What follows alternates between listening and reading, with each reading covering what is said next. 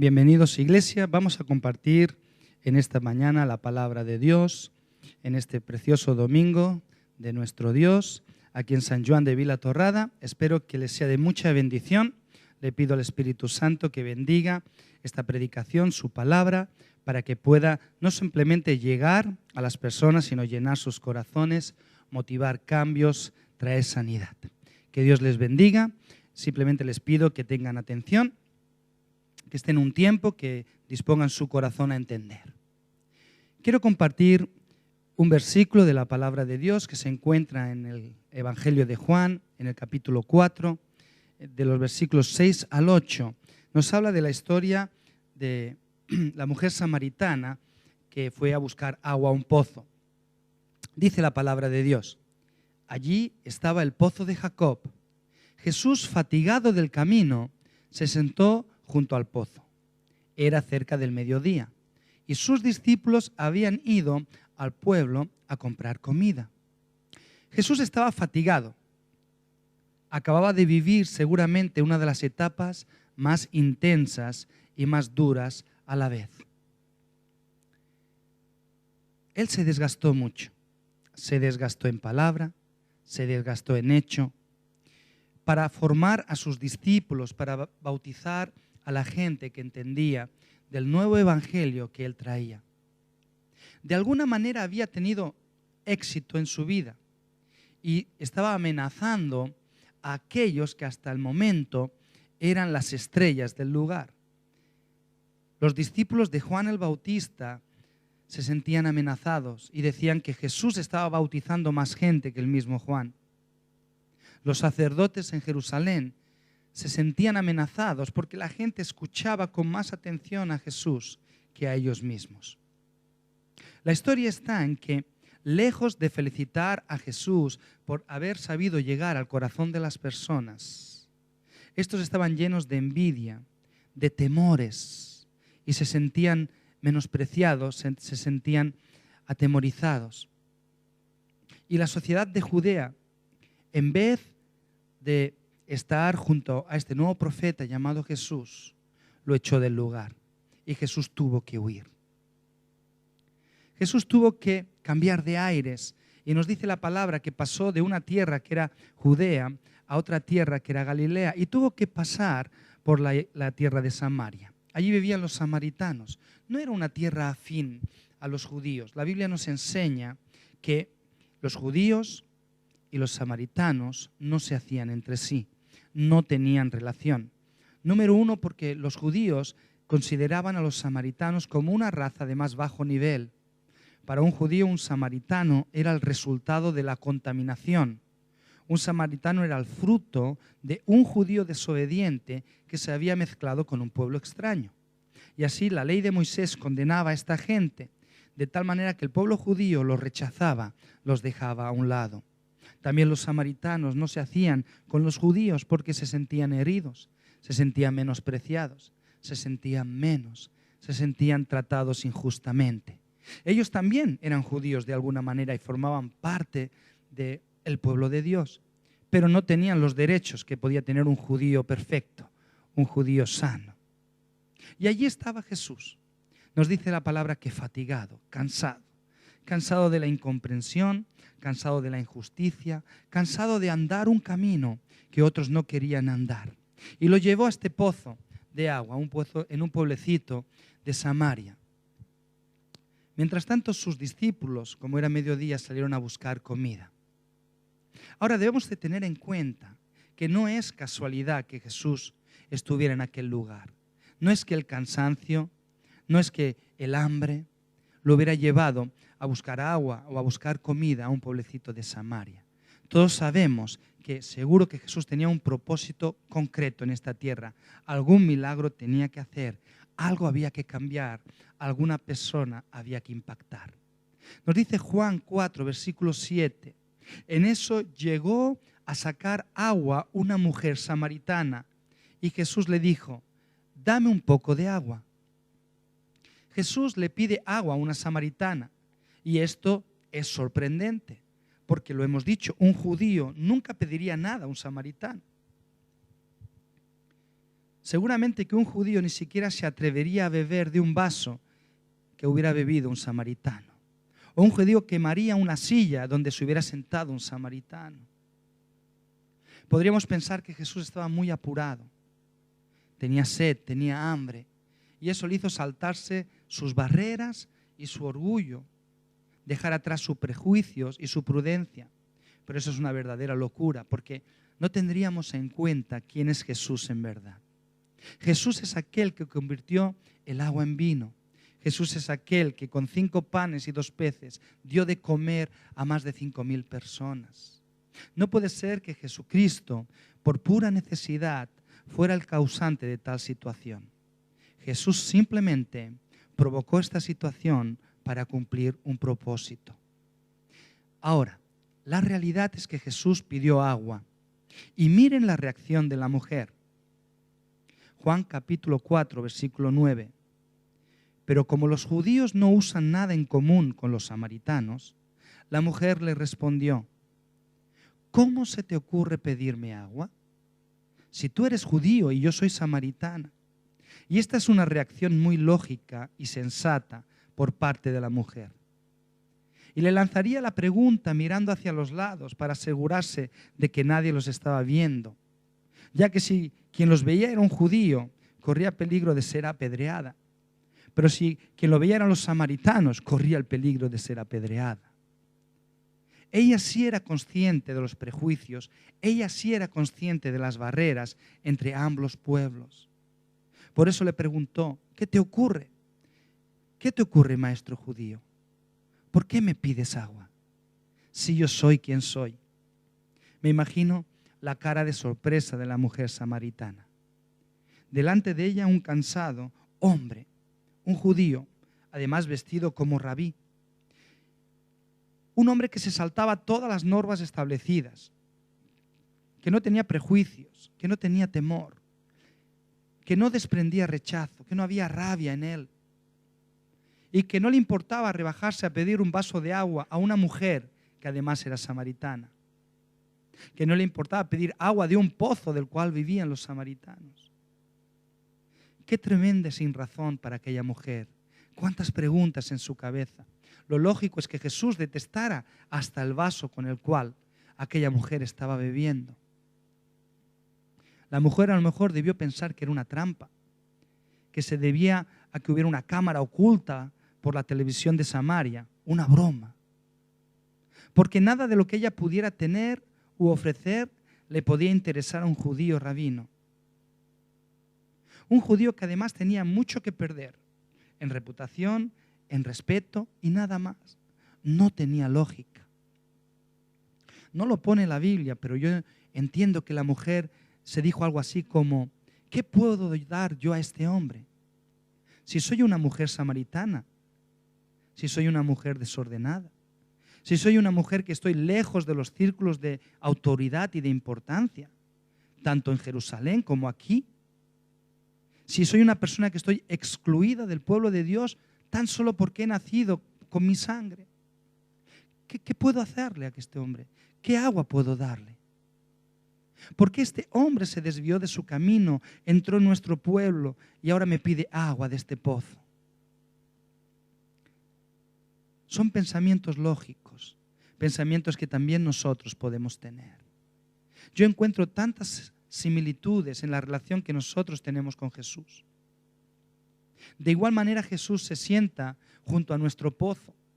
Él se desvía de su camino y viene a nuestro pozo donde nosotros solemos sacar el agua para nuestro sustento, nuestros recursos, nuestros pensamientos, nuestros sentimientos. Y Él viene y nos dice: dame del agua para beber. Él no nos pide lo que no tenemos, es cierto.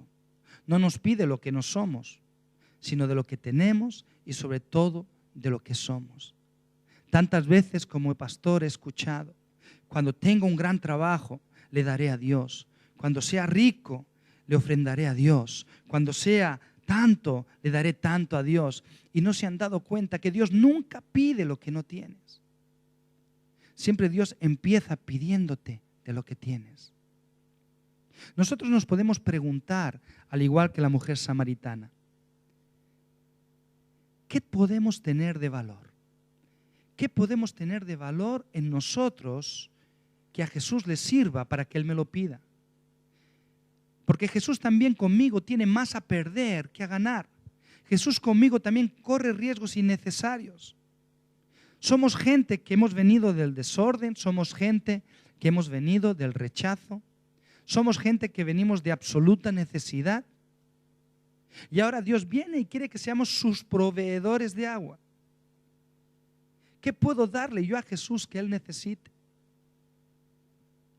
Incluso pienso que aunque le pudiera dar de mi agua, esta agua no es buena, no es suficiente, porque surge de un pozo, de un corazón contaminado.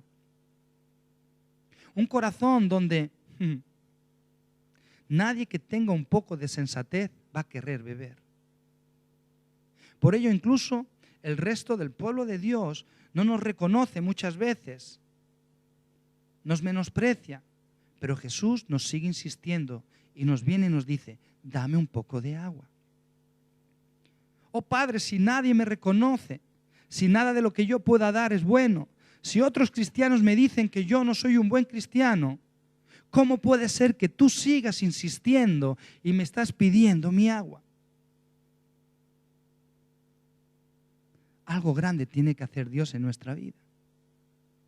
Algo grande Dios tenía preparada para la mujer samaritana. Algo grande Dios tiene que tener preparado para mi vida.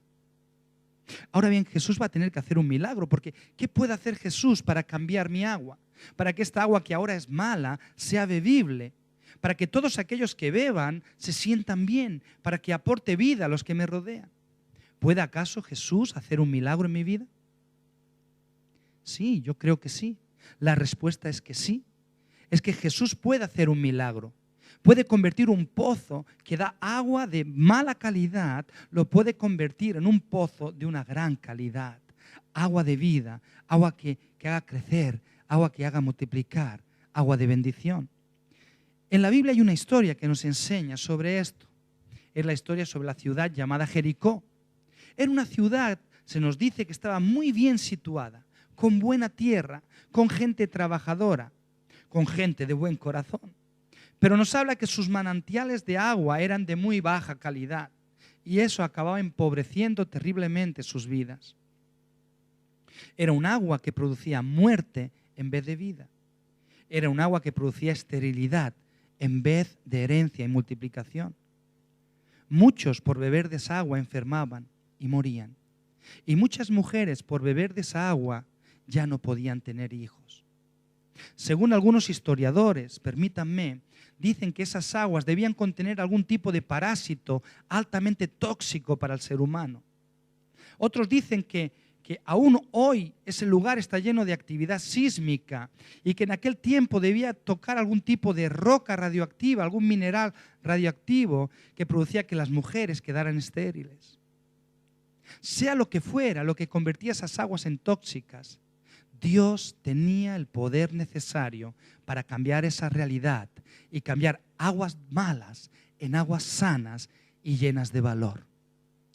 Nos dice la palabra de Dios en Segunda de Reyes, capítulo 2, versículo 21, que el profeta Eliseo fue llamado a este lugar. Y Eliseo fue al manantial, dice la palabra, y arrojando allí la sal, exclamó, así dice el Señor, yo purifico esta agua para que nunca más cause muerte y esterilidad. Eliseo fue llamado, Eliseo llegó hasta el manantial y dice la palabra que arrojó sal y con la sal purificó el agua. Permítame, no es que la sal tenga un valor sobrenatural, es que la sal se utiliza en forma ritual para anular maldición. La maldición especialmente que sea consecuencia de la rebelión. Podemos decir, o puedes decir que tu vida, en vez de producir vida, termina por matar relaciones, termina por destruir sentimientos, termina por arrancar esperanza, termina por romper sueños. Es como que todo lo que toco que tendría que ser vida en plenitud, termina por estropearse, que todo esfuerzo es inútil y que todo el trabajo vivido termina en nada. Forma parte de maldiciones. Maldiciones que se han aposentado en nuestra vida y que nos han convertido en cautivos. Pero si tú le das de tu agua a Jesucristo, Él tiene poder para echar sal a tu vida. ¿Qué quiero decir con ello? Que Él puede sanar matando toda contaminación que pueda dañarte en estos momentos. No hay virus, no hay bacteria, no hay nada que pueda dañarte, porque Jesucristo tiene autoridad sobre ello. Jesucristo tiene poder para sanar. Él es el Dios de la sanación. Y lo que también es impresionante es que no hay maldición que te pueda, porque Jesús tiene poder sobre toda maldición. Toda maldición es rota en el nombre de Jesucristo.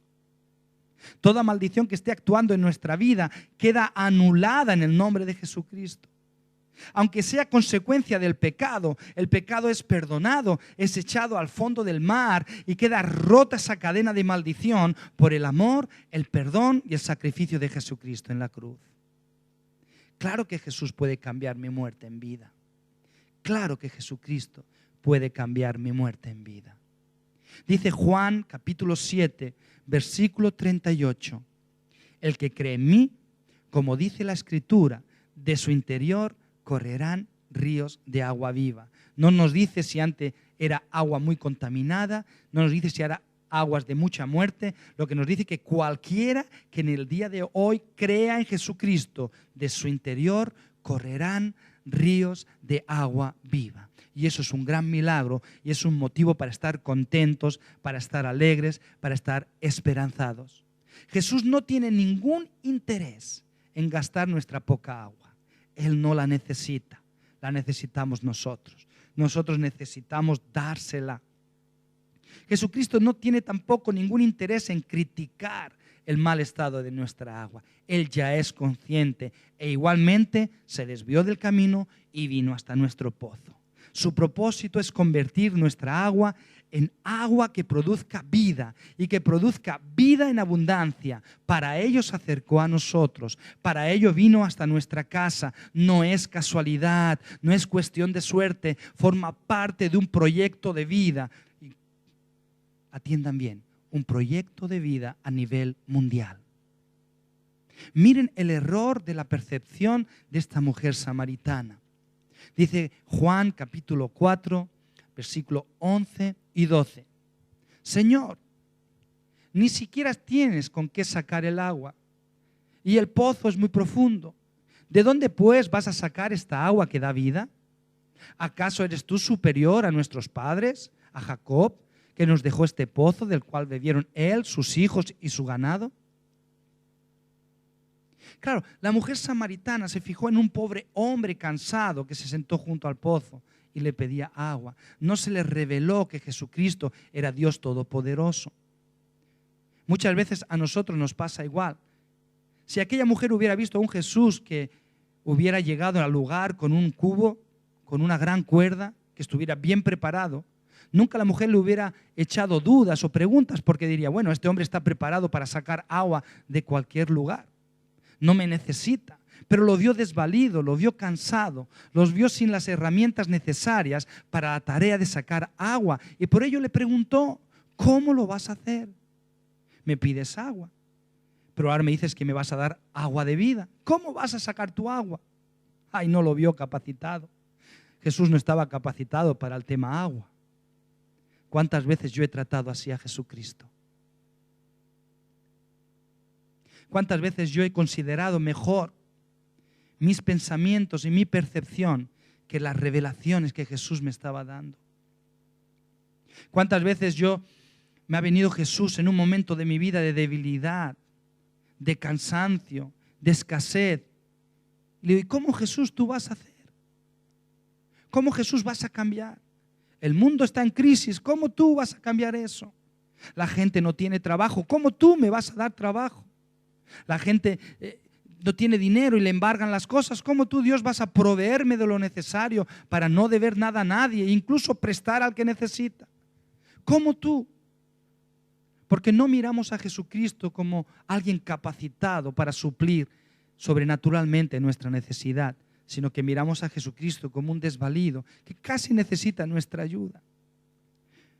La realidad no es esa. La realidad es que Jesús tiene toda autoridad y tiene todo poder. y que Jesús no necesita de nuestra ayuda y que tiene toda la competencia para hacer lo que tiene que hacer. Jesús tiene un propósito sobrenatural con la vida de la mujer samaritana. Jesús tiene un propósito sobrenatural con mi vida, con tu vida. Y nos pide de nuestra agua, de nuestro espíritu, de nuestro corazón, de nuestro interior. ¿Para qué? Para convertir esa miseria que sale de ese lugar en una vida abundante. Primero para ella, luego para su familia y luego para su ciudad. Aquella mujer, nos dice la palabra, que salió corriendo y empezó a hablarle a los hombres y dijo: he encontrado a un maestro que sabe de mi vida y no me conocía. Y empezó a hablar de esperanza. Y los hombres corrieron a hablar con Jesús. Y muchos creyeron por el testimonio de ella. Lo increíble es que aquella mujer, que era una mujer apartada, una mujer dada en el último lugar, se convirtió en vida para ella, en vida para su familia y en vida para su ciudad. ¿Cuánta razón tenía Jesús en acercarse en aquel lugar?